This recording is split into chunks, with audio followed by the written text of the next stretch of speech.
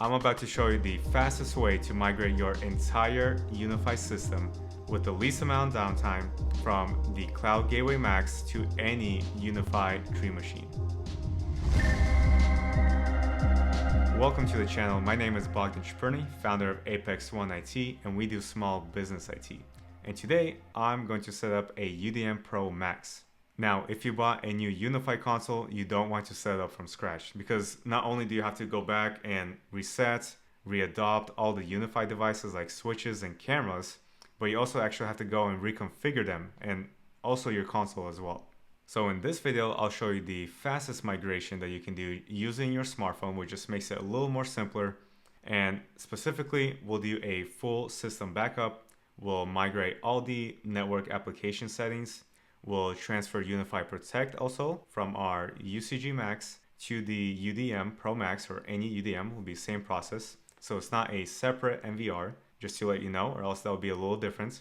So if that sounds good to you, please hit the like button and let's go to the first step, pre-migration.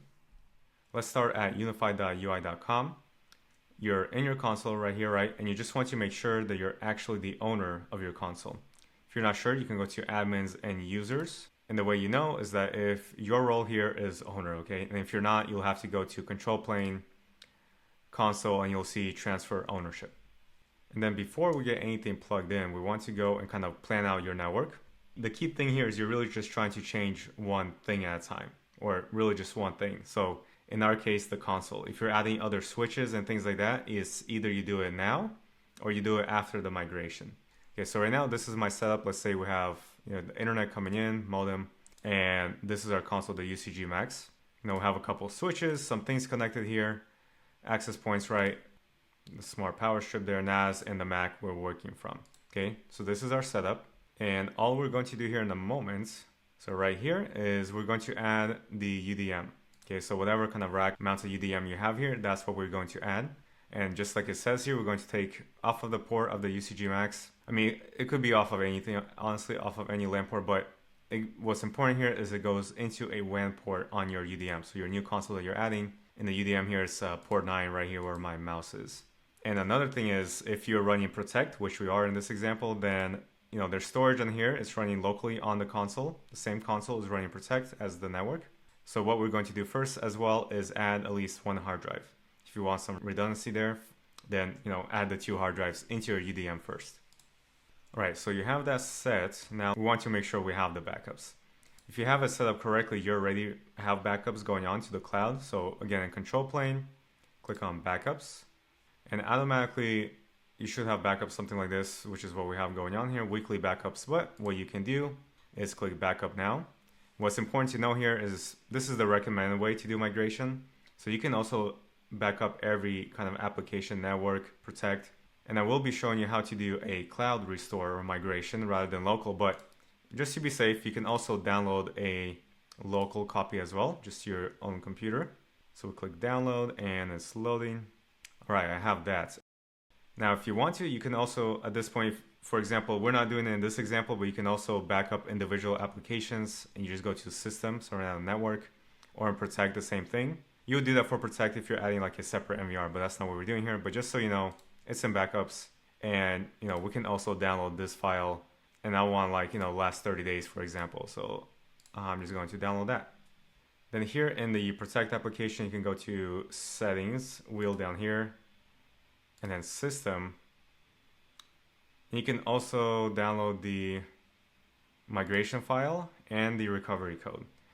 This is just in case. It should all go through, but just in case you can do that. So reveal and copy that recovery code. So even with this recovery code and the migration we're doing, your actual recorded footage is not going to be transferred. It's going to stay in the UCG-Max. There's no way right now to transfer that data. Okay, so the all recordings stay. Your devices will be transferred. The only thing you can do is actually archive any footage. So even if you're not sure, for example, it might be a good idea just to have that copy.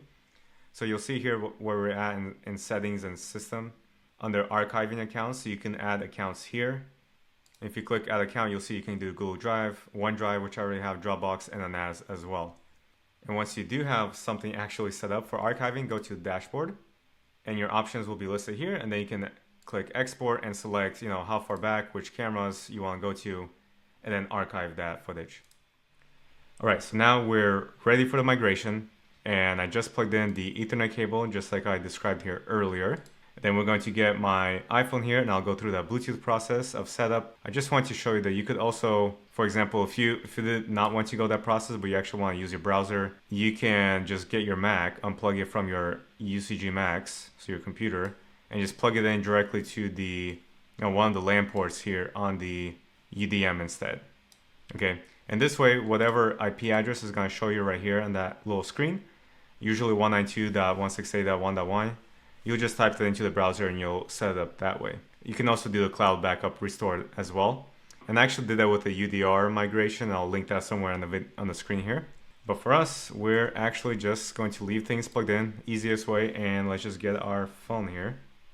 Go ahead and open the UniFi app, and I'm assuming you're signed into your same account as for the console. And I'm next to my console, it's via Bluetooth, and now this pops up and it's telling me to set up the UDM.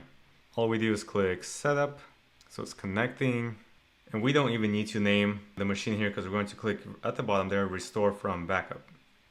So it's connecting to my account, it's looking for backups, so these are other consoles I had, and you'll see there's the Apex UCG-Max that was backed up just now, December 26th. So select it, click next. It's downloading the backup from the internet, and it's about 9:07 here.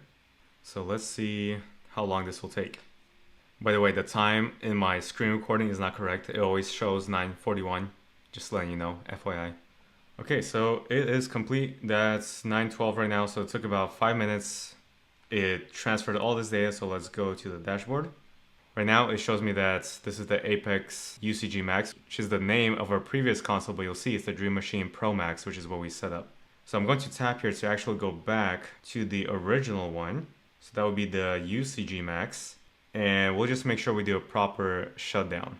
Let's go to settings here at the bottom, control plane, console, and shutdown. Okay, so I'm shutting down the console we're migrating from. I just checked that the console is shut down. I unplugged the WAN, plugged it in, right? So I basically removed the UCG-Max from here, and instead everything the same to the new UDM console, which is just right here. So all the switches are coming off it. And I just, plug things in where they were originally in the same kind of numbered ports. So if this flex was in port 1 or something, that's how I did that. So we should now, at this point here, be able to jump back to unifi.ui.com. Okay, so this is our last console, right? It's telling us it's offline. Let's go back to our dashboard. And you should see it in the list right here. So this is the UDM Pro Max, which I set up, and it'll have the same name, like I mentioned. And yeah, there it is. So easily accessible. So by the way, I don't think I even measured this because it was so quick. The migration kind of backup restore on the new console took like 5 minutes, like I said. But I didn't even notice when the internet went out because all I did, it basically is from the time that I took to put, the new modem Ethernet cable in to the UDM and just reconnect the switches. So I'm back online here. The Wi-Fi might take a little bit longer. So first you just want to rename it to make sure it's clear what it is. So control plane, console, and now this is my, let's go UDM Pro Max. Okay, everything else should stay the same. I'm just going to apply the name change. And essentially, you're done at this point. Mostly you just want to verify that everything was really transferred correctly. So I would first go do a speed test that you gain the same speed as you were before. So let's go run speed test. And this should be, probably 900. Yeah, paying for 1G. Okay, perfect. So 93% high speed potential. That's right in the ballpark there.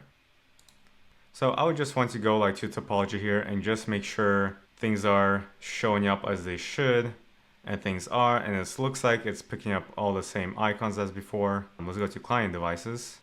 Yeah, and everything here is looking good. All the icons, right? If you had some custom icons, that should carry over. And let's go ahead and check the UniFi devices. So some I had unplugged, right? So these three were unplugged originally. That's why they're still grayed out, but looks like everything else is connected. So the Wi-Fi here, perfect. And again, you would just go through and I would check. Let's make sure there's all my Wi-Fi. Our security, let's double check that. Might want to check, especially if you're upgrading from kind of a smaller unit, intrusion prevention. If you had less detection sensitivity, you might want to double check that you can actually select all of these now. which is pretty cool. Okay, now the last thing, important thing I would kind of make sure is protect. Okay, so I had issues with this before. Yeah, okay, so it looks like even though I had AI detections turned on, you actually have to re-enable that for whatever reason. So I'm going to go ahead and enable it. First thing, we probably want to check actually the hard drive here. So let's go manage storage. So you could have also went here, settings, control plane, storage, and we probably need to reformat this. No, actually it's okay. So I probably have done that earlier, that's why. But if you didn't, you want to reformat a hard drive in there. I'm just jumping through all the settings. I'm not showing you every little detail, but just things that I noticed. So see, it prompted me to turn on the face recognition, but license plate recognition is off for whatever reason, even though it was turned on. That's what I noticed before when I was doing several months ago a migration with Protect. For whatever reason, those settings don't transfer, but everything else looks right. Same with video archiving, so those accounts don't transfer. And let me check that each camera has all the same settings here too. So it's reading the SD card here in the AI turret, no problem. And like I said, these AI detections, you see they're off. They should be all on. I'm gonna leave that off for now. Just checking my G5 Pro now, and just want to show you that this does stay. So the detection zones, even though the AI things were turned off, it does still have those zones that you set up, so that's good. To try to fix that, protect kind of all those settings, I mean, you can just enable that. I think that's the only thing I noticed is the archive accounts are not there and the AI detection. So settings, let's go system, and then here where it says migration, click import file.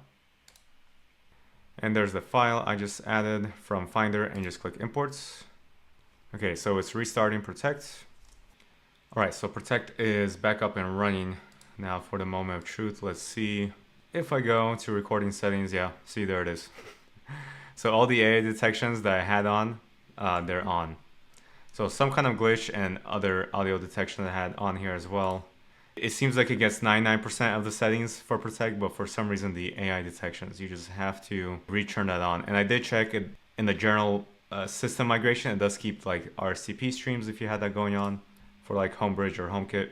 So yeah, that's about it. I think the video archiving is still off. So it looks like whatever reason it's probably wants me to reformat this hard drive, even though it's actually recording detections, no problem. I might just do that. So I might just reformat it while it's brand new. Okay, so it looks like that prompted these applications to restart, the little hard drive reformat. So one last thing I want to show you. If you noticed before, I actually had a UNAS Pro here tab. So where did that go? You click back here to the consoles. So you'll see this is the one I had before, the UCG-Max. And you see it shows they had two consoles running, right? One's the UCG-Max, the other was the UNAS Pro. So we actually want to go back to the site manager, and we want to here unmerge these. So you see you had the UCG-Max, UNAS Pro, unmerge. And now, see, it's prompting me to merge it. It's picking up that it's connected to the UDM Pro Max on that same network. So let's merge. There it is. So let's click in here. And now we have our UNAS Pro here as well. And if you have a UNAS Pro, you'll want to click on this video here. And I show you how to access your files on your iPad or iPhone using the Files app. Or click on the video down here if you want to have a full step-by-step tutorial on how to set up a UniFi network for a small business office. Please hit the like button and subscribe. Thanks for watching. Take care.